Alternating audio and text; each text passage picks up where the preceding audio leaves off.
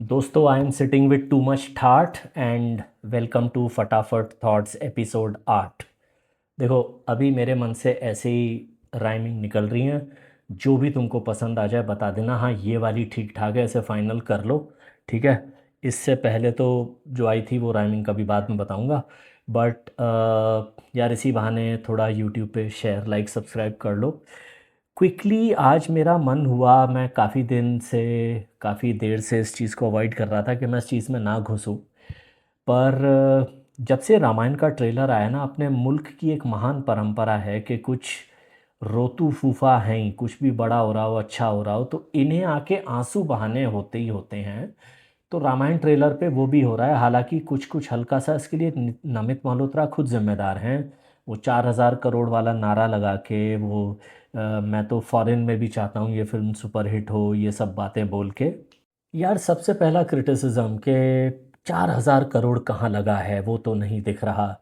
क्यों भाई, तुम्हारी आंखों में क्या एआई के खर्चे के नोट गिनने वाले रडार लगे हुए हैं कि तुम्हें पता चल जा रहा है कि ये वाला एआई सिर्फ 250 रुपये का है। वैसे मैं फिर क्यूरियस हुआ कि हाँ भाई, खर्चा कहाँ हुआ होगा, तो मैंने ऐसे ही परप्लेक्सिटी एक एआई है, आप में से जितने भी लोगों का एक एयरटेल का फ़ोन है आपको तो फ्री होगा वो। उस पर मैंने मारा 4 लोगों का नाम: यश, रणबीर कपूर, सनी देओल और साई पल्लवी के। इन्होंने कितना पैसा लिया इस फिल्म का? इन चारों का ही मिला के 250 करोड़ के ऊपर का बिल है। इन चारों ने सिर्फ अपनी एक्टिंग करने के लिए 250 करोड़ लिया है। राइट। तो आप समझ जाओ कि बड़ी स्टार कास्ट है, सैलरी कितनी गई होगी। That is not the point. Point is कि जब आप फिल्म देखने जाते हो तो आप फाइनली फिल्म को ऐसे देखते हो कि इस फिल्म ने आपको एंटरटेन किया या नहीं। जब आपने सैयारा देखी, धुरंधर देखी, और भी जो बड़ी बड़ी हिट हैं पिछले सालों की वो देखी, तो आपने इसको ऐसे जज किया कि इस फिल्म ने मेरे दिल को छुआ या नहीं, या ऐसे जज किया कि यार आहान पांडे ने कितने पैसे लिए होंगे, यार रणवीर सिंह ने कितने पैसे लिए होंगे। Doesn't matter. आप, ये जो ट्रेलर है ये लोगों से कनेक्ट कर रहा है, फिल्म भी कनेक्ट करेगी, and that is what matters.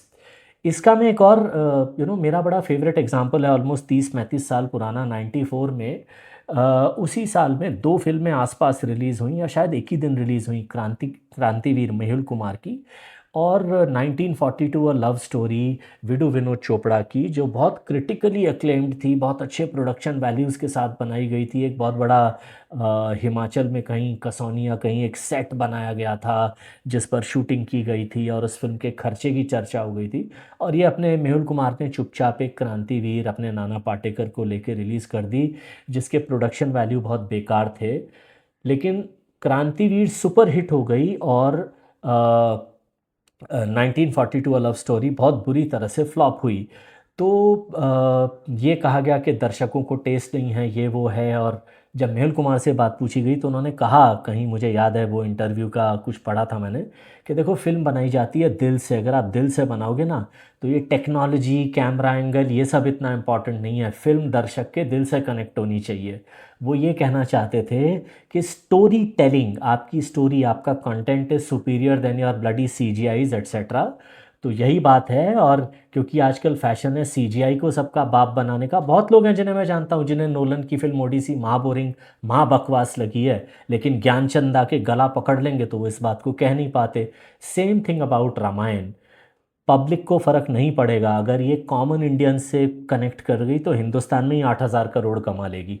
दूसरा क्रिटिसिज्म कि यार, भगवान राम और सीता का तो कैरेक्टर दब गया है, रावण ज़्यादा पॉपुलर हो रहा है, शूर्पणखा ज़्यादा पॉपुलर हो रही है, लोगों का ध्यान उनकी तरफ ज़्यादा जा रहा है। भाई, यही है विक्ट्री इस ट्रेलर की इस ट्रेलर की सबसे बड़ी जीत है। आप अच्छाई और बुराई की लड़ाइयों वाली कोई भी फिल्म याद कर लीजिए, ज़्यादातर शुरू में बुरे कैरेक्टर को बहुत स्ट्रांगली इस्टेब्लिश करना ज़रूरी होता है। शोले में गब्बर सिंह, जब आपने पहली बार शोले देखी होगी उसको याद करिए, गब्बर सिंह का कैरेक्टर इतना पावरफुल और इतना खतरनाक लगता है कि इसको हराएंगे कैसे। मोगैम्बो का जब कैरेक्टर मैंने पहली बार मिस्टर इंडिया फिल्म देखी, शायद मैं 11-12 साल का था, और अनिल कपूर जो उसके खिलाफ कैरेक्टर है उस फिल्म में, दोनों की पर्सनालिटी और पावर का मिसमैच इतना दिख रहा था कि ये लग रहा था कि यार कैसे हराएगा अनिल कपूर इसको। अंडरडॉग टाइप था। सिमिलर अगर आप इसको दूसरी जगह ले जाओ, अवेंजर्स एंड गेम, थानोस का इतना पावरफुल कैरेक्टर था कि सारे अवेंजर्स मिलके भी पूरे क्लाइमेक्स के एंड तक लग रहा था भाई ये हारेगा या नहीं। यार वही है, the the the evil characters have to come out very strongly. और मैंने पढ़ी हैं कुछ और भी रामायण के वर्जन, जैसे आचार्य चतुर्सेन का वयम रक्षामः, जिसमें ये माना गया है कि रावण जो था अफ्रीका, ये बाली वगैरह, Sri Lanka, Sri Lanka was just is capital, उसकी जो जोग्राफिकल किंगडम थी वो पूरा अफ्रीका, ऑस्ट्रेलिया, वो सब माना जाता था, एटलीस्ट उस नॉवल के हिसाब से ना। इमेजिन अयोध्या जैसी छोटी किंगडम का एक राजकुमार आया उससे लड़ने, तो रावण की क्या पावर रही होगी। और जिन्होंने रामायण पढ़ी है, देखी है, वो जानते हैं कि रामायण में एटलीस्ट 2-3 बार ऐसे मौके आए हैं। फॉर एग्जांपल जब नागपाश में मेघनाद ने राम और लक्ष्मण को बांध दिया था, अगर गरुण सही टाइम पर नहीं आते तो राम और लक्ष्मण उसी दिन मर सकते थे। उसके अलावा जब संजीवनी बूटी लाए थे हनुमान, तब भी लक्ष्मण के प्राण दांव पे लगे थे। तो रावण और उसके लोग, देवर नो चंटू बंटूस जिनको जाके बस भगवान राम गए थे मुस्कुरा के 2 तीर छोड़े थे और वो हार गया था। वो एक बहुत ही पावरफुल इवल फोर्स थी जो ये ट्रेलर दिखाता है। तीसरा क्रिटिसिज्म, यार यश और साई पल्लवी साउथ से हैं यार, उनकी एक्सेंट आ रही है। अबे एक्टर की एक्टिंग देखो, उसकी ज़बान नहीं। मैंने जब ट्रेलर देखा, मुझे तो यश ने जो जिस ढंग से डायलॉग्स बोले हैं, जिस ढंग से उन्होंने रावण के रोल को जिया है, जिस ढंग से साई पल्लवी ने सीता की सादगी को स्क्रीन पर रखा है, मुझे तो बहुत अच्छा लगा। अच्छा इतना ही तुम ज्ञानचंद हो तो हनुमान जी जानते हो लगभग ज़्यादातर लोग क्या मानते हैं कहाँ पैदा हुए थे? वो हुए थे हम्पी के पास एक जगह है, वहाँ पर वो पैदा हुए थे, जिसे पुराने ज़माने में किष्किंधा किंगडम बोलते थे। और मैंने वो जगह देखी है जब मैं हम्पी गया था एक बार। और वो दूर से आप इतना, मतलब विजुअली आप शायद इतना हिप्नोटाइज हो जाते हो, वो एक वानर के मुख जैसा ही दिखता है वो पर्वत। तो मतलब फिर अब हनुमान का कैरेक्टर सनी देओल का ना लेके कोई कन्नड़ एक्सेंट में बात करने वाला चुना जाए। I don't think all these things will matter. अगर एक्टिंग पावरफुल है तो वो बात जम जाएगी। काफ़ी सारे एक्टर्स हुए हैं जो मराठी एक्सेंट, गुजराती एक्सेंट, इन सब में एक्टिंग करते हैं और हमको उनकी एक्टिंग बहुत पसंद है। तो अल्टीमेटली एक्टिंग कनेक्ट करेगी, एक्सेंट नहीं। था क्रिटिज्म तो सबसे महान है यार, ट्रेलर देख के ना भक्ति भाव नहीं जाग रहा। अबे मतलब भक्ति भाव जगाना है, मतलब अनूप जलोटा का भजन सुन लो। या तुम क्या सोच रहे थे कि इस ट्रेलर को देखते ही सारा का सारा Hindustan boss I am shifting to Ayodhya mode में चला जाने वाला था?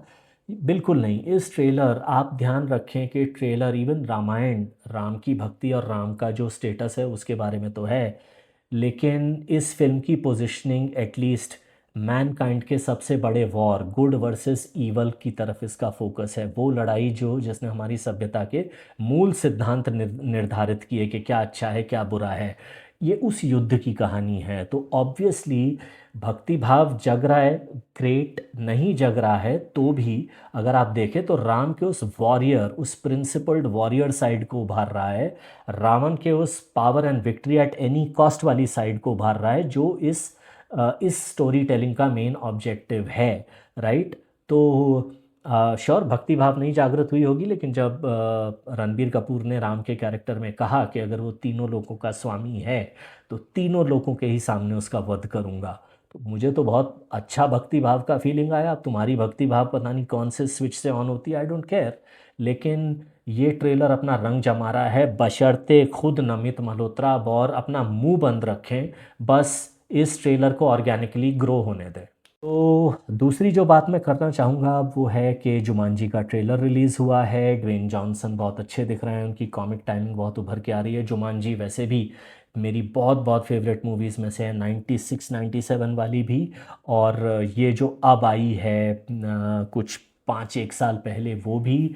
दोनों फिल्मों ने अपने अलग अलग ढंग से उसी सेम स्टोरी को कहा कि जुमांजी का खेल जब शुरू होता है तो बंद नहीं होता है, और ख़तरनाक खेल है, आप जंगल वगैरह में ट्रांसफॉर्म हो जाते हैं।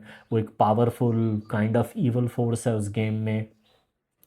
तो वही चीज़ अब आई है, फिर से जुमांजी का शायद गेम शुरू हो गया है। ये सारे कैरेक्टर्स डेमो मोड में हैं, फिर कुछ नए कैरेक्टर्स भी मिल गए हैं। 3 मिनट का ट्रेलर है जो बहुत ताबड़तोड़ चला है, but all in all I am looking forward to Jumanji. Trailer ने ह्यूमर, एक्शन और जुमांजी की जो एक स्टैंड आउट पॉइंट है ना, कि उस फिल्म में कम से कम अब तक पिछली 2 फिल्मों में सीजीआई और स्टोरी बैलेंस होके साथ चले हैं। कई फिल्मों में सीजीआई आगे चला जाता है, लेकिन यहाँ इस फिल्म में स्टोरी रिमेन्स पैरामाउंट। तीसरी वाली जुमांजी में ये होता है या नहीं वो मैं देखूँगा।